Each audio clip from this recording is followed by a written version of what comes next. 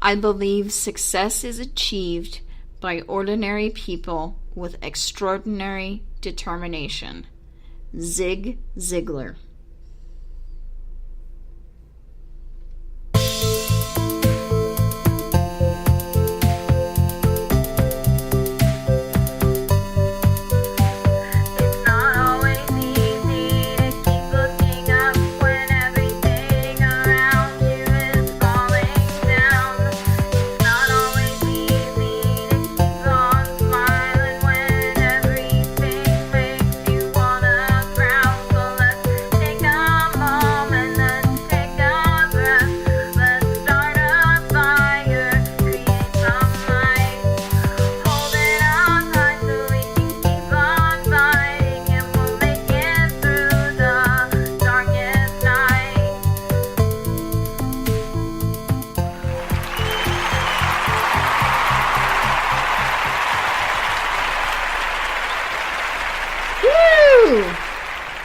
I got my round of applause back. Yes! Welcome to the Purple Positivity Podcast for September the 26th, 2018.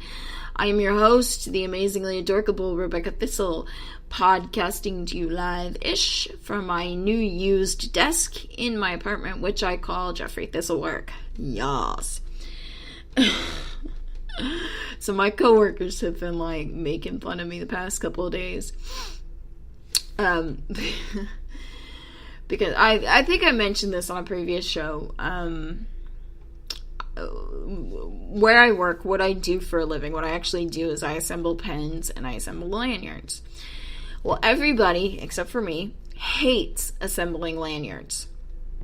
Lanyards are my favorite thing to do at work.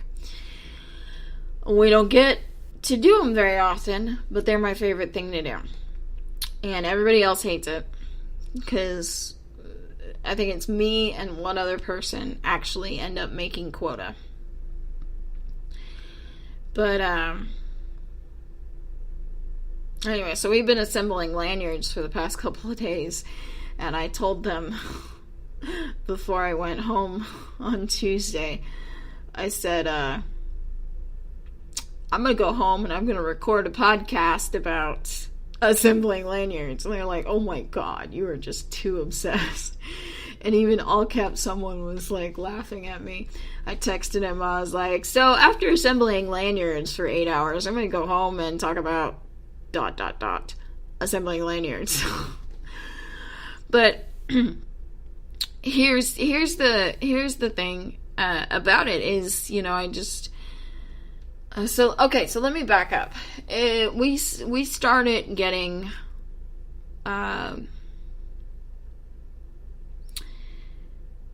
stuck with doing lanyards, I guess you could say, back in late April, early May of 2017. So about a year and a half ago. And when we first got the order, because basically the way to assemble these lanyards is you take a shoestring, you put a little buckly looking thing on there, stick both ends of the shoestring through this little adjuster thing that looks like a bolo tie, and then you connect the two ends of the shoestring with a little rubber tube. And the worst part is getting the ends of the shoestring through the bolo tie. So when we first got this order, or when we first started being pegged with assembling lanyards, my supervisor said, oh, well, down in San Angelo, they use a paperclip to push these ends through, but that's going to damage the string, so don't do that. I have a lot of things to say about that, but I will refrain. So we didn't do that, and nobody, and see, you, in order to make quota, you have to do 745. Nobody could get past about 500 or so. Actually, about 400, 450, something like that. Could not do it. We're getting like 300, 400 done a day. So our chief operations guy came down, I think it was in the mid to late May, and said, hey, I know you're hesitant about using the paperclip, but trust me, it's not going to damage the strings whatsoever. Trust me, I have tried. And it actually does work. So I started using this paperclip. Within about 2-3 weeks, I was making quota. And one of my coworkers on break, I call her my hummingbird. She remarked, she's like, I don't know how Rebecca makes quota. And I just kind of looked at her and I was like, all I have is determination and a paperclip. That's it. Because I was bound and determined that I was gonna fucking make quota, yo. The end. And that's all it took. So, but saying that to my coworker really stuck with me. It just resonated in my head. Determination and a paperclip. And I started thinking, that's basically the secret to success.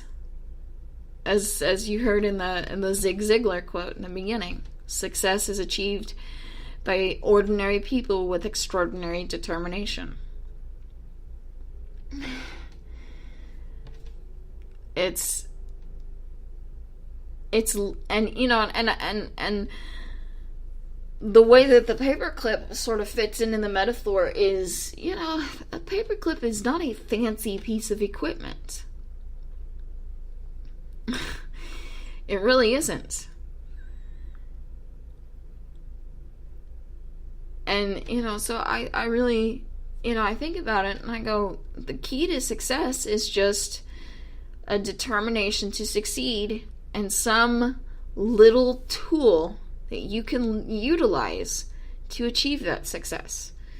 And I know it seems so silly to say, oh, all of life is like assembling lanyards. It's not.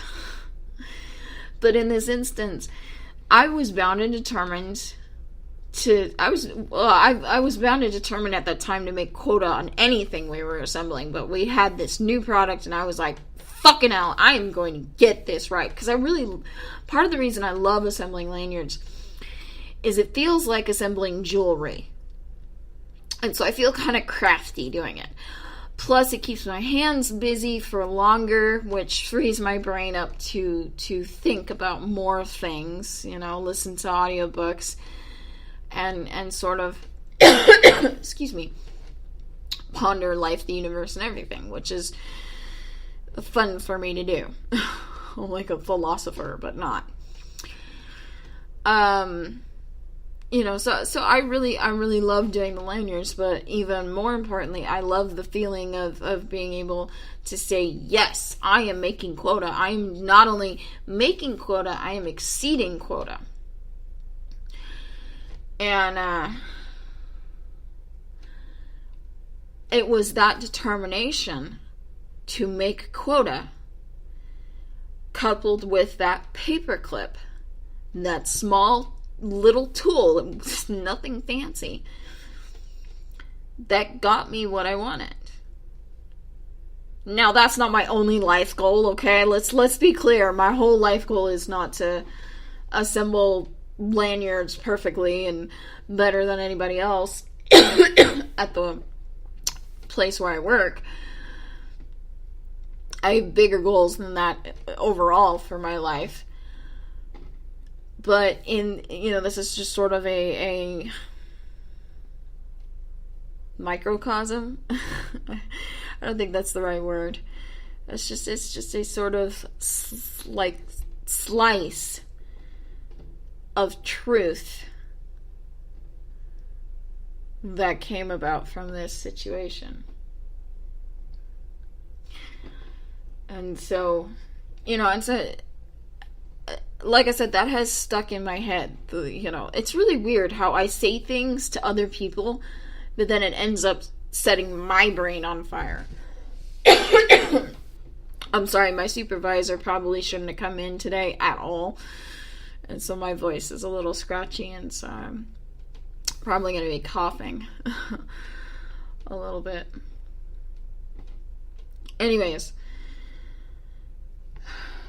what was I saying? Determination and a paperclip. But, so I sit back and I think, okay, so what's my paperclip for my overarching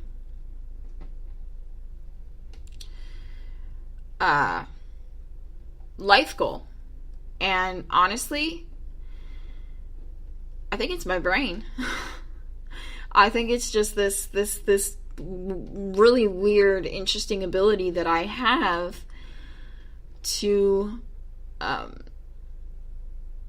absorb a lot of information and a lot of ideas into my brain and into my thoughts. And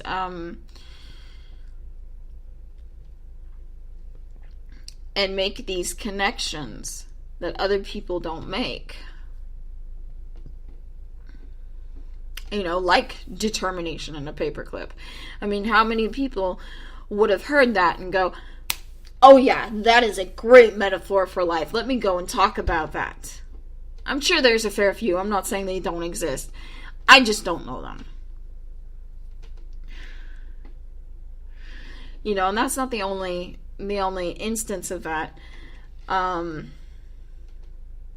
As you will, if you continue to listen to this show, you will inevitably see. And as I'm talking about this, I'm thinking about Gypsy Rose Lee. If you've ever seen the musical Gypsy, you know who that is. For those Zarking Farquaad. For those of you who don't know, she was a burlesque dancer back in the 1930s. And, let me be clear. She was a burlesque performer. She could not sing.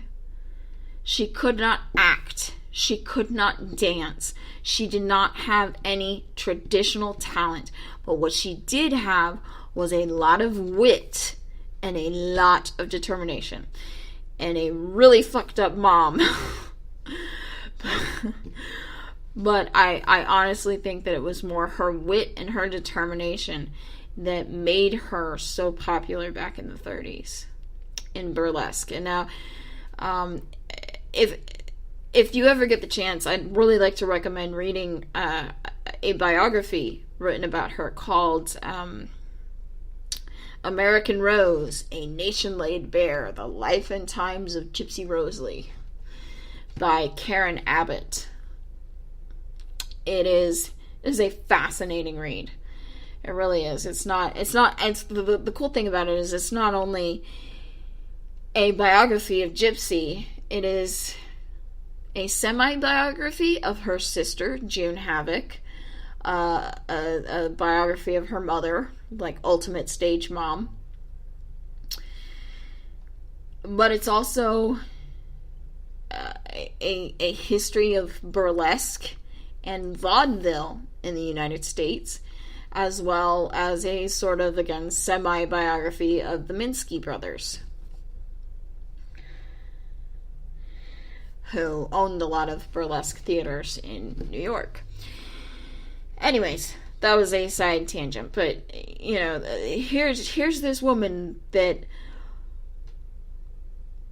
her performing talents were less about taking her clothes off, because crowds of men would congregate to see her, and they'd sit there enraptured with her performance, and she wasn't dancing, she wasn't singing, and she'd be there for 15 minutes doing her little talk singing thing, and all she'd do was take off a glove, and they loved it. She was less of a striptease artist and more of a wit. And she was almost as the first female stand-up comedian, if you really want to frame it that way. But not really, because there were a lot of female comedians in vaudeville. But that's neither here nor there. But the point is what she had was a determination to